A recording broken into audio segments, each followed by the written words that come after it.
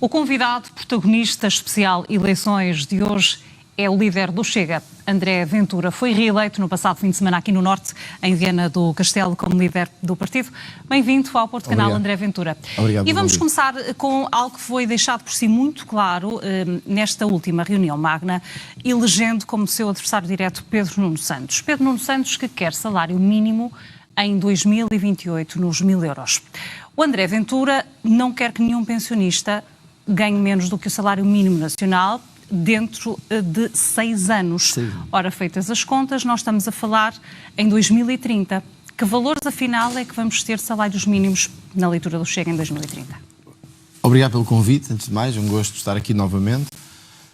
E deixar isto claro, sim, o nosso adversário é Pedro Nuno Santos, porque é o líder do PS que pode protagonizar a continuidade do governo de António Costa. E o Chega entende que é ele a alternativa a esse governo de António Costa. As sondagens mostram que há duas alternativas, ou a AD, cabeçada pelo PSD, ou o Chega. Mas é difícil para o Chega conseguir... É o mais difícil. Ou seja, dos três, porque temos que ser honestos com os eleitores e não enganá-los, o Chega, destes três que podem ganhar, é o menos provável.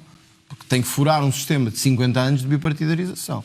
Mesmo hoje, ontem tivemos uma sondagem que nos dá 18%, mas mesmo assim estamos a 8 pontos. Mas já reforçaram essa terceira posição. Certo, mas não vamos ganhar com a terceira posição. Portanto, temos que dizer também aos eleitores que não vamos ganhar. Mas têm que dizer aos eleitores quais são as propostas. E neste caso do salário mínimo, uma vez que ele estará também com anexação às pensões e à promessa que o André fez no último fim de semana, quais são os seus valores? Portanto, com o que é que se compromete? Antes de mais, deixe-me dizer isto. Quando o PS diz que o salário mínimo vai ser de 1.000 e tal euros daqui a 4 anos... São 1.000 euros em 2020. Na verdade, se for pela evolução normal que tem tido, em 2 ou 3 anos, já chegaria a esse valor. Pela evolução que tem tido nos últimos anos, em termos percentuais. Portanto, é mais uma vez o PS a ser o PS. A dizer que, bom, vamos ter este 1.000 e tal euros daqui a 4 anos. Mas se for pela evolução que tem tido nos últimos anos, vamos pressupor que vai ser igual, já ia chegar aos 1.000 e tal euros. Portanto, isto não é fruto do PS, é fruto da evolução normal que o salário mínimo tem tido. E qual seria a evolução que o Chega considera mais realista e que vá ao encontro das necessidades das pessoas? Eu quero um salário mínimo acima dos 1.000 euros. Já o disse. Mas acima é quanto? Disse-o ontem. Bom, nós temos que perceber que medida vamos ter. Nós gostávamos de ter um salário mínimo próximo do salário mínimo europeu nos países mais desenvolvidos. Isso não pode ser feito num ano ou dois. E quem disser que o vai fazer num ano ou dois está a mentir. Porque para o Estado, para o Governo, é fácil decretar salários mínimos. Espanha tem um salário mínimo mais alto que Portugal, mas está longe de outros países europeus mais desenvolvidos. Evidente, nós temos que fazer esse caminho para nos aproximar primeiro de Espanha, e por isso eu disse, numa entrevista que dei ontem, que o primeiro passo é chegar ao salário mínimo espanhol. Porque não faz sentido que Portugal tenha um salário mais baixo do que o espanhol. Ainda que a sua economia neste momento não esteja a crescer tanto, ou não tenha um nível de crescimento como a economia espanhola. Então admite que, por exemplo, em 2030, estamos a falar neste período de 6 anos, Portugal possa ter um salário mínimo igual ao salário mínimo praticado em Espanha? Exato. E não de 1.000 euros. Igual ao de Espanha. Essa é precisamente a diferença. Os socialistas querem um salário mínimo de 1.000 e poucos euros em 4 anos. Nós queremos um salário mínimo, igual ao espanhol, num prazo razoável. Agora, eu quero ser honesto nesta matéria. O salário mínimo, o Governo decreta-o, não o paga. Quem o paga são as empresas. E, portanto, há uma grande diferença entre nós e a esquerda. É que nós queremos criar um fundo de apoio ao salário mínimo. Porque, senão, o que vai acontecer é que muitas empresas vão fechar. O que é que isso quer dizer de fundo de apoio e como é que ele funcionará? Funcionará dando às empresas que pagam o salário mínimo, nos têxteis, na indústria, no Norte há muito disso, no Porto, em Braga, em Viena, um apoio para que as empresas que tenham um nível de rentabilidade mais baixa possam pagar o mesmo salário mínimo sem falir. Porque senão, o que vale dizermos assim às pessoas, têm que pagar 1.500 euros. Nós não conseguimos, então fechem, encerrem portas. Resultado, as pessoas vão para o desemprego e aumenta a pressão sobre a segurança social. Mas quem seria o gestor desse fundo? O Estado? Seria a garantia? Teria que ser o Estado. No universo de empresas que Portugal tem, acima dos 98, se não estou em erro, 99% de pequenas e médias empresas, exato, isso seria possível e confortável para o Estado? Nós temos mais de 900 mil empresas em Portugal, mas nem todas praticam os salários mínimos. São mais de 900 mil. Nessas 900 mil, as que praticam o salário mínimo, há várias diferenças. Há umas que vão conseguir acompanhar a evolução legal do salário mínimo sem grandes problemas. Sei lá, empresas em determinados segmentos de ponta, empresas mais de nicho, etc. Onde é que vai haver dificuldades? Onde é que pode haver dificuldades? Indústria, têxtil, calçado, empresas mais rudimentares ou com uma cultura de gestão ainda mais tradicional. Mas algumas destas empresas empregam mais de 500 trabalhadores. E são as mais exportadoras. E são as mais exportadoras.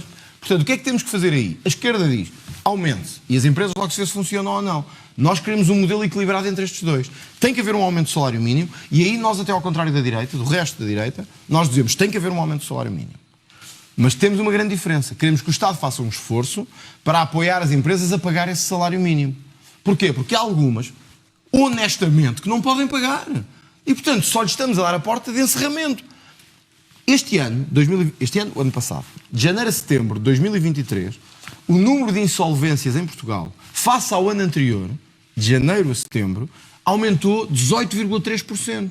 Portanto, nós não podemos brincar com isto. Os empresários e as empresas é uma coisa muito séria. Não basta estar em Lisboa, assinar um decreto e dizer assim, porque em Lisboa é fácil, salário mínimo de 5.000 euros. Agora façam como quiserem. Não é assim. Temos que olhar para a economia, para as empresas e ver o que é que faz sentido.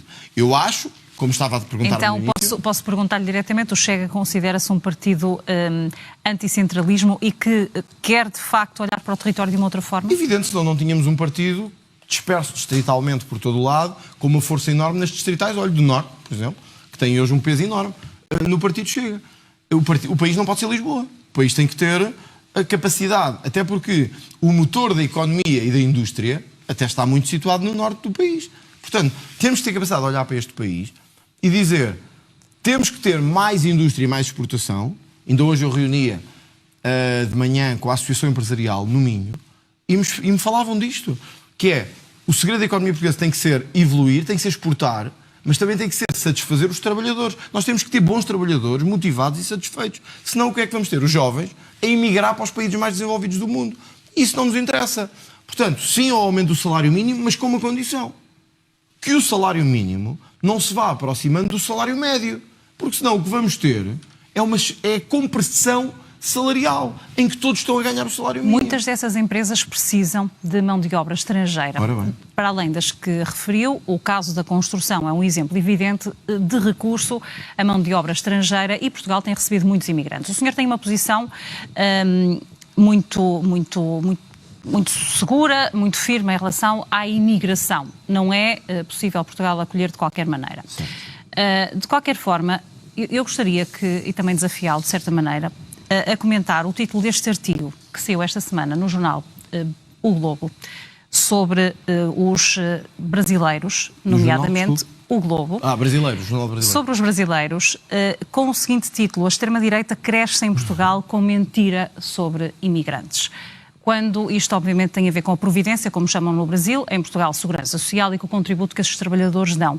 Eles são ou não são, para o Chega, bem-vindos e necessários à mão de obra que precisamos? Acompanhou a Convenção do Chega, a 6ª Convenção do Chega, viram dezenas, estou a exagerar, mas muitos, brasileiros, lusodescendentes, afrodescendentes, que militam no Chega, a dizer, nós viemos para Portugal, hoje amamos este país, amamos esta bandeira, amamos esta cultura, estamos aqui para contribuir. Foram bem acolhidos, foram aplaudidos, foram estimados. O que é que nós temos dito? Que temos que ter cuidado para que Portugal não se torne uma nova França ou uma nova Bélgica. É isso que temos dito. Porque é fácil... acha que está a funcionar mal o sistema de integração nesses países? Nem sou eu que digo. A Comissão Europeia abriu este ano um processo a Portugal por causa da chamada flexibilização dos vistos da CPLP.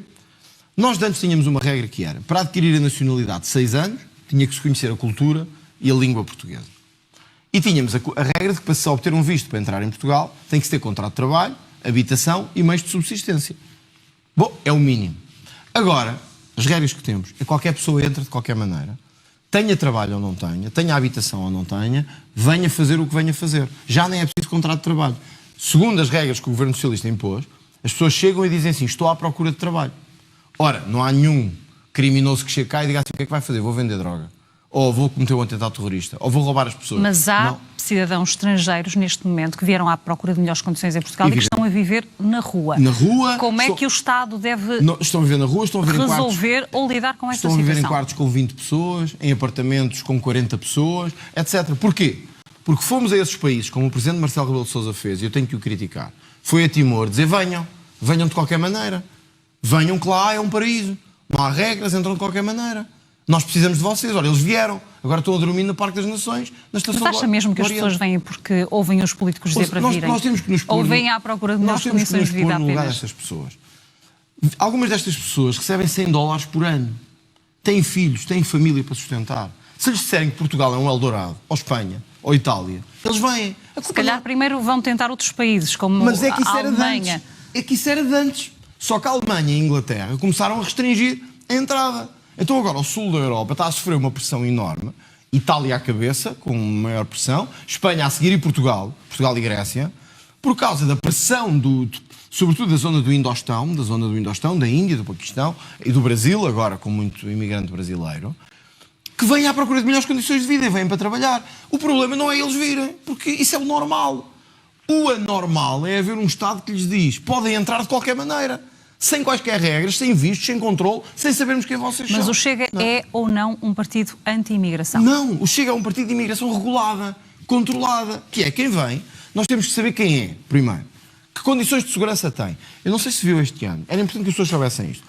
O terrorista que atacou na Bélgica turistas suecos viveu na Covilhã. Ninguém sabia. Nem nós sabíamos. Porque ele esteve lá como podia ter estado em Lisboa, no Porto, em Braga, porque aqui ninguém controla nada. Isso é uma crítica às nossas forças de segurança? É uma crítica à falta de controle, não é das forças de segurança. É à lei. Se a lei exigisse controle, as forças faziam. Só que a lei não exige controle. Pode entrar qualquer pessoa. Mas o André Ventura também tem estado no Parlamento e também... E temos proposto, mas o Parlamento não aceita. Ouça, há uma coisa que eu tenho dito no Parlamento. Faz algum sentido alguém chegar a Portugal, nós não sabemos quem é, e dizer o que é que vem para cá fazer? Vem procurar trabalho. Então, olha, fica aqui a viver. Durante um ano. Aonde? Aqui na Almirante Reis. Fica aqui numa pensão na Almirante Reis. Paga por quem? Por nós. Isto faz algum sentido? Isto cabe na cabeça de alguém?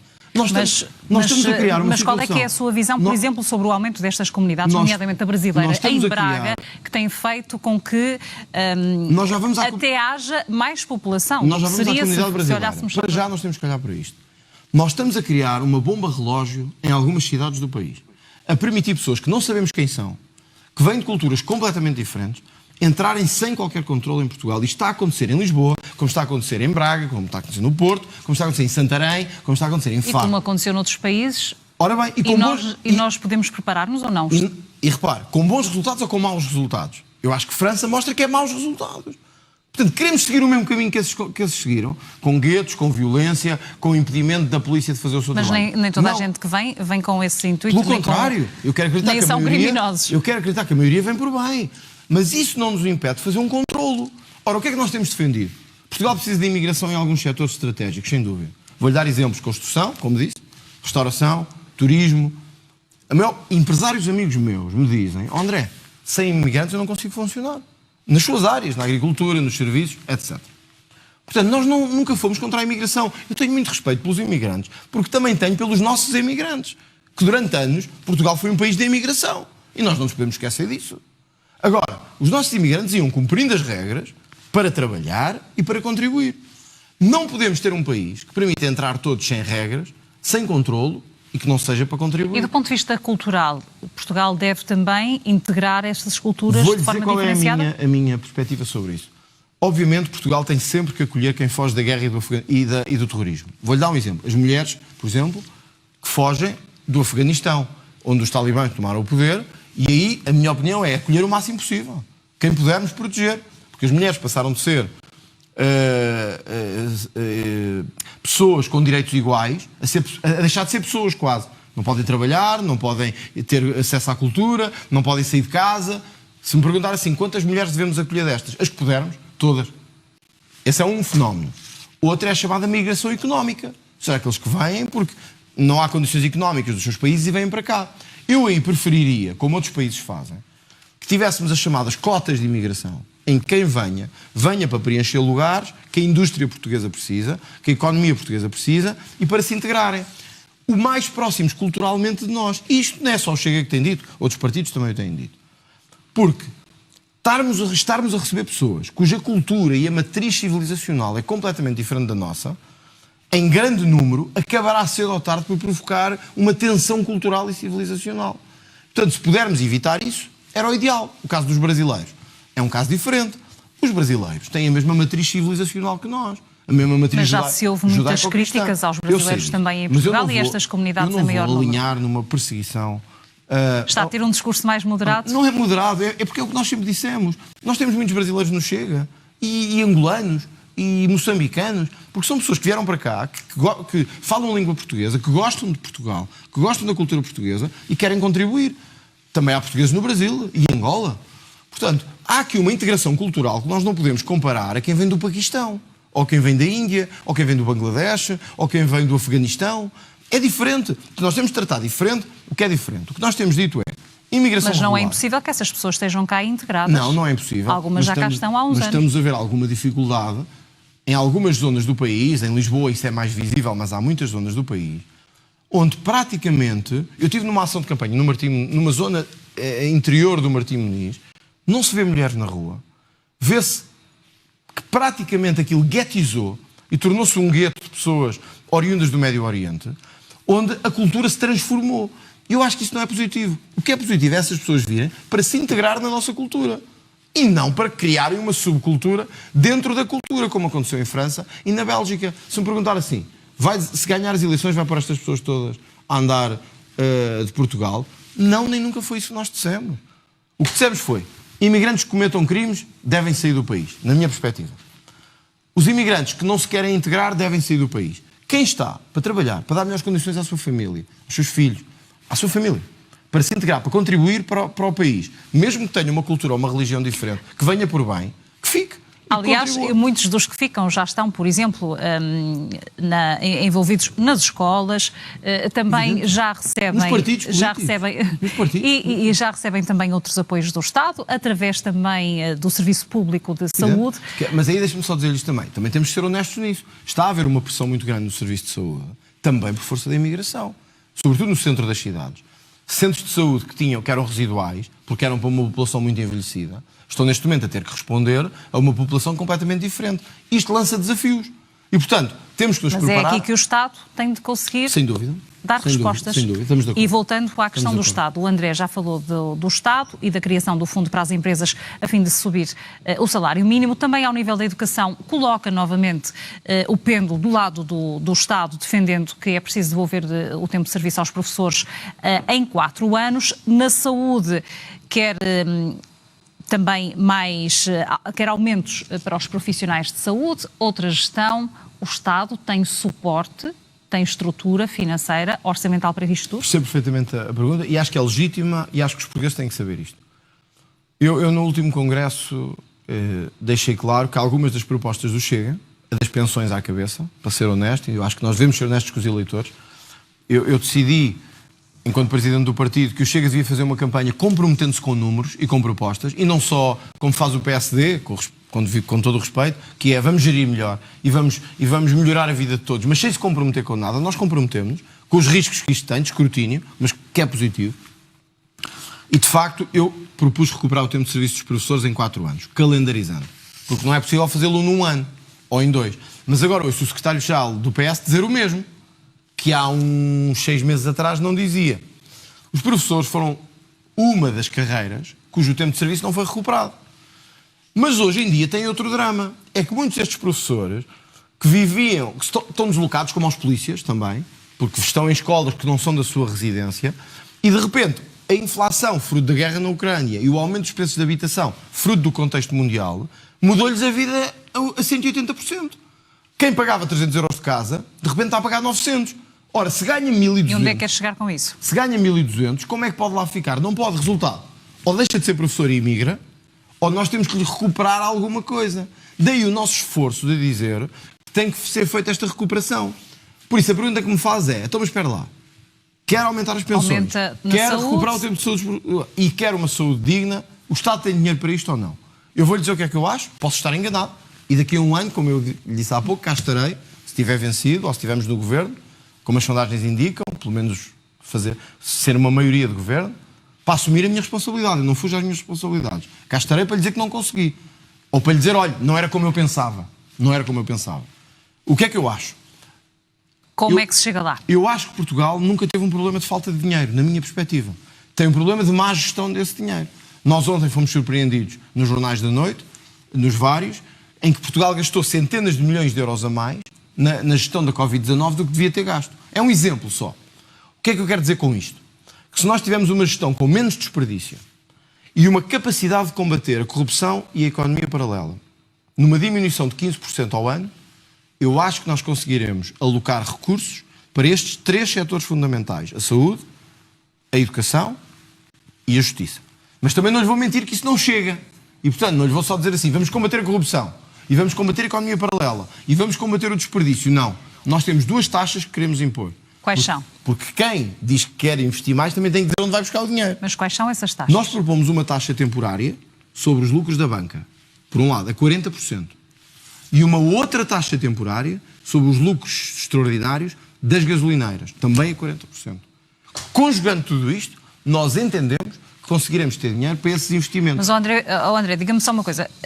Não era essa questão das taxas para alocar a habitação e para baixar os níveis de crédito também, e mensalidades para as pessoas? Valores um pouco mais elevados. Ou seja, se tivermos uma taxa temporária, vamos imaginar 4 anos ou 6 anos, sobre os lucros da banca, ou uma taxa extraordinária em acumulação sobre os lucros das gasolineiras, e conseguimos fazer o combate à economia paralela que queremos fazer, nós conseguiremos muito mais do que ajudar no crédito à habitação. Mas é possível fazer uma estimativa sobre os valores da corrupção que possam vir a ajudar o Estado a cumprir estes mínimos sociais que o Chega considera necessários? Hoje em dia são de que o custo da corrupção, não estou a falar de economia paralela, corrupção, em Portugal são cerca de 18 mil milhões a 20 mil milhões. É um valor muito elevado. É mais que o orçamento da saúde todo. Mas populismo é dizer assim, portanto eu pego nisto tudo e distribuo pelos outros. Porque isto não se combate num ano, nem em 2. Como dizia o presidente John Kennedy, aqueles que disserem que vão resolver isto num ano estão a mentir. Mas vamos pelo menos começar. É o que eu quero fazer. Vamos pelo menos começar. Como? Let us begin. E como é que se começa? Vamos começar. O começar é trabalhar numa área fundamental da corrupção, que é o congelamento de ativos. Nem é o aumento das penas. Essa é uma questão que nós queremos continuar a tratar. Mas há o outro mais importante, congelamento de ativos. O produto da corrupção não pode ficar 10 anos à espera de ser utilizado. Tem que ser congelado em processo criminal e tem que ser usado imediatamente no orçamento do Estado. Quando conseguirmos que os ativos, o produto do crime, seja revertido para o Estado, então esse custo da corrupção vai começar a diminuir. Portugal não é pioneiro nisso sequer. Outros países já estão a fazê-lo há muito tempo. Os Estados Unidos fazem-no muito bem, Inglaterra também, a Alemanha fala bem. Nós temos que começar a fazer. Nós o que está a dizer é que vai continuar a haver corrupção para o Estado conseguir arrecadar esses valores. Eu se lhe prometesse assim, eu vou acabar com a corrupção toda e vai acabar e vai ficar a 0, talvez eu recebesse mais votos. Mas diz que é o grande desígnio do Chega, a corrupção. Mas ouça, eu não sei se o consigo fazer num ano. Eu não vou estar a mentir aos eleitores. Eu não lhe vou prometer assim. Daqui a um ano, se eu for Primeiro-Ministro, acabou a corrupção em Portugal. Porque, infelizmente, eu não posso prometer isso. O que lhe posso prometer é que, como Primeiro-Ministro, vou lutar de manhã à noite contra a corrupção. Não lhe posso prometer que vai acabar, porque não depende só de mim. Depende do país, depende das pessoas, depende das instituições. Agora, se a combatermos a sério, com leis sérias, como temos... E o meu melhor exemplo, olha, eu doutorei-me na Irlanda. Portanto, tenho os melhores exemplos. A Irlanda, os Estados Unidos e a Inglaterra. E o que pretendo trazer para Portugal é leis firmes de combate à corrupção. Que é, mais do que a pena, embora para mim a pena seja importante, porque dissuade, mais do que a pena, é o produto do crime que tem que reverter para os cidadãos. Para que saibam que quem cometeu estes crimes deve devolver o dinheiro às pessoas. Para mim isso é o fundamental. E, portanto, eu autoconvido-me para vir ao Porto Canal, se isso for permitir. Está aceito. Daqui a um ano ou 2, quando vocês entenderem, se nós formos governo ou se tivermos vencido, nos 2 casos, e você me pergunta, então, Dr. André, está no governo há 2 anos. Quanto é que a corrupção diminuiu e quanto é que ganhámos com isso? E eu cá estarei para lhe dar esses números.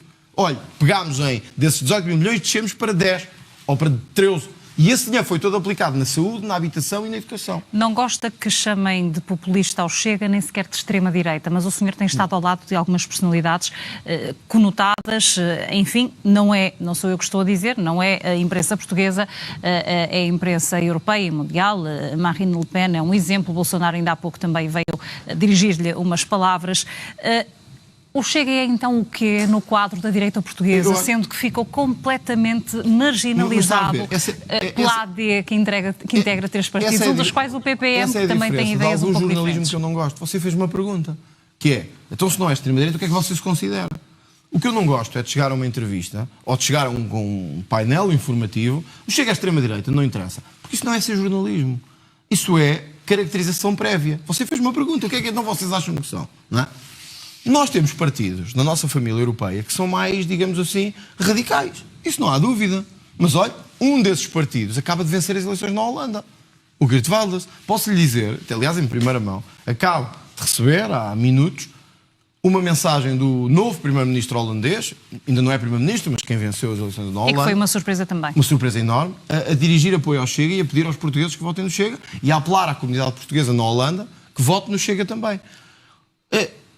Isto é extrema-direita, quer dizer, o país começou a ver assim, o Bloco de Esquerda e o PCP não são extrema-esquerda, só há a extrema-direita. O resto é à esquerda, e depois há a extrema-direita, que é, como vivemos nesta cultura pós-revolução, em que a esquerda era tudo bom e a direita era tudo mau, passa a haver os partidos democráticos e os não democráticos. Como apareceu o Chega e pôs em confronto tudo isto, temos que os neutralizar, temos que os humilhar, e o fascista, a extrema-direita, é sempre radical. Mas o reforço de votantes no Chega não tem a ver também com o facto de o partido estar no extremo oposto dessa esquerda que nem sequer está a querer dizer que é a extrema-esquerda? As últimas sondagens mostram que a maior parte do eleitorado do Chega vem do PS e do PSD. Estas pessoas são fascistas? São de extrema-direita? Não. Estas pessoas estão fartas do país que têm. Estão fartos de ser roubados pela classe política. As análises às sondagens apontam também, e os especialistas que as analisam em particular, apontam os jovens, sobretudo, como o grande espectro, o grande alvo da vossa mensagem. O André consegue explicar porque é que isto está a acontecer? Tem a ver com a vossa aposta numa comunicação diferente, por exemplo, o TikTok? Tenho dúvidas. Eu acho que, por um lado, há esta ideia que as pessoas, em 2022 e 2019, ainda tinham muito, que é cuidado de extrema-direita. E agora, com esta transformação do partido, com transformação eu quero dizer, e talvez por isso até deputados do PSD tenham vindo agora para o Chega e aceitem ser candidatos do Chega. Porque o país está farto... Henrique Freitas é de quem está a falar em particular? Temos tido, no conjunto de vários dirigentes do PSD, vários que têm aceito fazer esse caminho da iniciativa liberal. O senhor também o fez? Eu próprio era do PSD, exato, fui dirigente do PSD. A maior parte do eleitorado que o Chega recebe é do PS e do PSD, inclusive é do PS. Cerca de 10% dos nossos últimos votantes vêm do Partido Socialista. E porquê os mais jovens? Ora, mas isto para dizer primeiro, portanto, estas pessoas não são de extrema-direita nem fascistas. São radicais contra o estado de coisas a que chegamos. Os jovens. Nós desde o início percebemos que o país estava a mudar. Já não está tanto a mudar nas nossas gerações, está a mudar nas gerações mais novas, que já não acedem à informação como nós acedemos. Porquê é que custa tanto à esquerda? E há algum status quo o novo mundo de comunicação? Por uma razão, porque eles não o controlam. Porque eles habituaram-se a controlar. Algumas televisões, alguns jornais, habituaram-se a só sair o que eles querem. Ora, este novo mundo é diferente. Nós conhecemos essa matéria também das transformações a nível da comunicação. Começaram com Donald Trump nos Estados Unidos e com as fake news. Muitas vezes o seu partido é associado a isso. Como é que se consegue distanciar? Porque os protagonistas há de todos. Lula da Silva também venceu agora no Brasil e é do outro polo oposto a Donald Trump. Eu acho que isto não é de esquerda nem de direita. É uma questão de comunicar diretamente com os eleitores. Enquanto que antes tínhamos que ter um filtro, o filtro televisivo ou o filtro jornalístico, nós agora temos a capacidade de falar diretamente com as pessoas. E é isso que aterroriza a esquerda tanto. É que pela primeira vez eles não controlam as instituições que filtram a mensagem. E que nós dizíamos A, mas para o público passava B. Nós dizíamos C, para o público passava D. Agora não. Eu faço um vídeo no Instagram ou no TikTok, tem mais visualizações que a maior parte dos canais de cabo. E, portanto, eu estou a falar diretamente com os meus eleitores. E eles tomam a sua decisão. Gostam ou não gostam. E eu até disse aos jornalistas, numa última conferência de imprensa, habituem-se. É o novo mundo em que estamos. Nós falamos diretamente com os eleitores. Isto não quer dizer que o jornalismo não tenha um papel decisivo na democracia. Não, era isso que eu queria perguntar-lhe. Não desprestigia o papel dos jornalistas e aquilo que está a acontecer, por exemplo, na comunicação social em Portugal, com uma crise profunda que pode pôr em causa também a própria democracia. E qualquer partido responsável sabe, sem ser demagógico, que a comunicação social tem um papel fundamental na democracia. E que, portanto, tem um papel de defesa das instituições. Mas isto não quer dizer que não haja outras culturas de proximidade. E repare que está a nascer na Europa, e em Portugal também, uma espécie de subcultura que diz que temos que controlar as redes sociais. Temos que lhes pôr limites. Qual é o nosso segredo junto dos jovens? É que nós falamos com eles diretamente. É que nós interagimos com eles diretamente, sem medo. E eles, pela primeira vez desde o 25 de Abril, pela primeira vez em 50 anos, esta geração está a conseguir tomar opções sem ser condicionada pelas grandes televisões, pelos grandes... Mas talvez com menos conhecimento, até porque... Não sei, mas sabe o que é que eu acho de graça? É que há 2 anos diziam que era a geração mais letrada de sempre. Agora, como votam no Chega, são a mais burra de sempre. É isto que tem graça. É que há 2 anos havia notícias em todo lado a dizer temos a geração mais bem formada de sempre. Agora, que votam no Chega, segundo as sondagens, parece que estamos à frente nos jovens, entre os 18 e os 34 anos. Sim, é o que dizem as 18 e sondagens. os 34 anos. Agora, são burros, são iletrados e são manipulados. Quer dizer, nós temos que ser um pouco sérios nisto. Por toda a Europa, o panorama político está a mudar. E as pessoas não são burras. Os holandeses não são burros. Os italianos não são burros. Os alemães não são burros. Não façam das pessoas estúpidas. As pessoas estão fartas de que 2 partidos, há 50 anos, façam das pessoas parvas. André, vai haver eleições agora nos Açores. Sabemos que houve problemas nos Açores exatamente por causa de um acordo onde o Chega, do qual o Chega fazia parte. A direção não está arrependida, de certa forma, daquela atitude do orçamento que levou a esta situação? E faço-lhe esta pergunta para transpor para as eleições nacionais, porque que confiança pode, afinal, dar o Chega aos outros partidos que não o querem num acordo? É importante primeiro esclarecer isto. O Chega não votou contra o orçamento dos Açores. E é importante dizer isto. Absteve-se. Chega absteve-se. Ao contrário da Iniciativa Liberal, que votou contra. Nós abstivemos numa atitude responsável. Ao mesmo tempo... Posso-lhe dizer isto porque é a absoluta verdade e o Presidente do Governo Regional não negará. O Chega, nesse dia que se absteve, porque o orçamento não correspondia ao acordo que tinha sido feito com o Chega, transmitiu ao Presidente do Governo Regional dos Açores que, apesar da abstenção, estava disposto para negociar um segundo orçamento, que fosse então de encontro ao combate à corrupção, ao apoio às famílias e às empresas. 3 pontos. O Presidente do Governo Regional dos Açores, perante a situação, disse: não queremos mais negociação, vamos anunciar ao Presidente da República que não vamos apresentar um segundo orçamento. Está no seu direito. Mas isto para deixar claro que o Chega deu um sinal político, mas manifestou responsabilidade. E disse: não fomos nós que votámos contra. Nós, apesar de não gostarmos deste orçamento... Mas a AD não parece confiar no Chega e não querer qualquer acordo pós-eleitoral. O que é que poderá, afinal, valer o seu partido numas eleições que podem não ser decididas, porque as sondagens estão a dar empates técnicos entre Montenegro e Pedro Nuno Santos? O que pode ser o papel? Eu compreendo isso. A sondagem que tivemos ontem mostra que o Chega, todos os dias, está a tirar votos à Aliança Democrática. Portanto, eu compreendo que eles não confiem. Agora, a política não é o que nós gostamos. A política é o que é. É a arte do que é, não é a arte do que nós queremos. Portanto, se me disser assim, Montenegro, prefiro que você não existisse. Certo, mas eu existo e estou aqui, e o Chega também. O que não podemos fazer é assim. A AD diz que não quer o Chega para nada. E que não quer os votos do Chega. Mas que no dia a seguir venha pedir os votos do Chega. Então, se não querem... Acredita que isso pode acontecer? Então, mas repare... Eu vou lembrar-lhe as palavras de Passos Coelho, que chegou a dizer que faria depender um acordo entre os sociais-democratas e o seu partido das estratégias partidárias dos votos dos portugueses. Isto é algo um bocadinho abrangente. Mas parece-me razoável. Mas isto poderá acontecer no quadro do partido... Eu acho que primeiro temos que esperar pelas eleições. Mas sem Luís Montenegro? É-me indiferente. Eu não falo pelo PSD, eu falo pelo Chega. O PSD escolherá com quem é que eu tenho de negociar. Para mim, o fundamental é isto. Que o PS não continua a governar a partir do 10 de março. E por isso achei estranho até ouvir palavras de Nuno Melo dizer que se o PS tiver mais votos deve governar. Não. Se a direita tiver mais votos deve governar a direita. Nós vamos, se tivermos mais votos à direita, com direita refiro-me a PSD, Chega, Iniciativa Liberal. Vamos desafiar todos a formar um governo. Se o PSD não quiser fazê-lo com Luís Montenegro, fará com outro. A mim isso é-me indiferente. Eu não chego a cabo de ser eleito, sei que serei eu a fazê-lo. E se houvesse um acordo com o PSD, aliança, enfim, quais seriam as suas condições? Ouça, primeiro o combate à corrupção, que acho que é decisivo. Nós temos, eu disse isto no outro dia numa entrevista e acho que merece reforçar aqui. Temos de ser breves, estamos a terminar o tempo. Muito bem, então só para dizer isto. Nós temos um governo que cai por corrupção ou crimes associados, prevaricação, seja o que for. Temos um governo que cai por isto.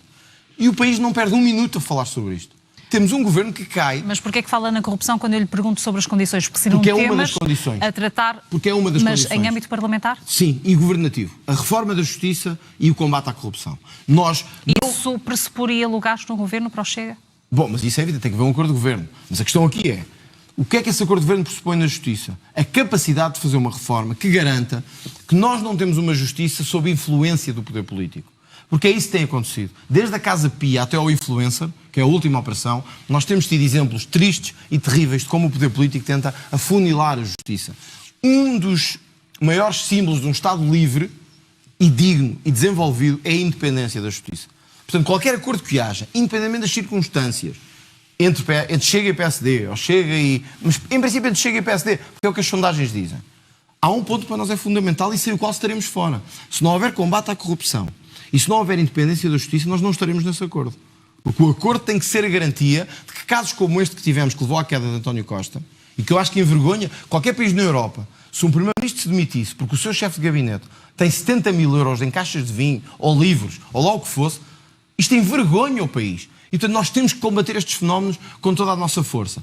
Se isto não estiver no acordo, nós estamos fora, isso garanto-lhe. Muito rapidamente, qual é que é o seu número mínimo para sentir que esta eleição será vitoriosa ao nível de número de deputados? Eu vou arriscar, porque eu acho que em política quem não arrisca nunca assume as suas responsabilidades. Nós queremos vencer e, portanto, queremos ser o partido mais votado na Assembleia da República. Pode-me dizer assim, mas perante as sondagens de hoje ainda está a alguma distância. É verdade, mas faltam 50 dias e eu acredito. Mas será difícil aumentar 12 deputados para outras dezenas? Para pelo menos ser o partido maioritário. Ser o partido maioritário. Sem dúvida. As sondagens estão-nos a dar 40 e tal deputados. Mas eu acredito que nós vamos ser... E os portugueses poderão confiar nesse grupo escolhido por si? Podem confiar, porque eu estou a lutar para ter escolhas credíveis, independentes muitas vezes, pessoas com currículo profissional que deem aos portugueses muita gente diz, confiança. Não sei quem são os elementos do mas Chega. Olha, também tenho que lhe dizer isto, também não sabem, porque nos últimos anos muita comunicação social, não é o caso do Porto Canal, mas muita comunicação, tem centrado única e exclusivamente o Chega na minha pessoa. E o Chega é muito mais do que eu. O Chega tem hoje, deixe-me dizer-lhe isto, que acho que é importante, o Chega deve ser o partido com mais militantes a par do Partido Socialista em Portugal. Nós temos mais de 50 mil militantes, que é um caso... Eu há poucos meses estive em Espanha. Espanha tem 4 vezes mais população que nós. E o Santiago Abascal disse-me que o Vox tinha 30 e tal mil militantes. O Chega, num país com 11 milhões de pessoas, tem 50 e tal mil militantes. Nós temos quadros, temos gente com vontade e temos gente disponível. Assim os portugueses escolham e queiram que o Chega possa fazer parte dessa solução. André Ventura, agradeço ter estado no Porto Canal, neste protagonista especial Eleições.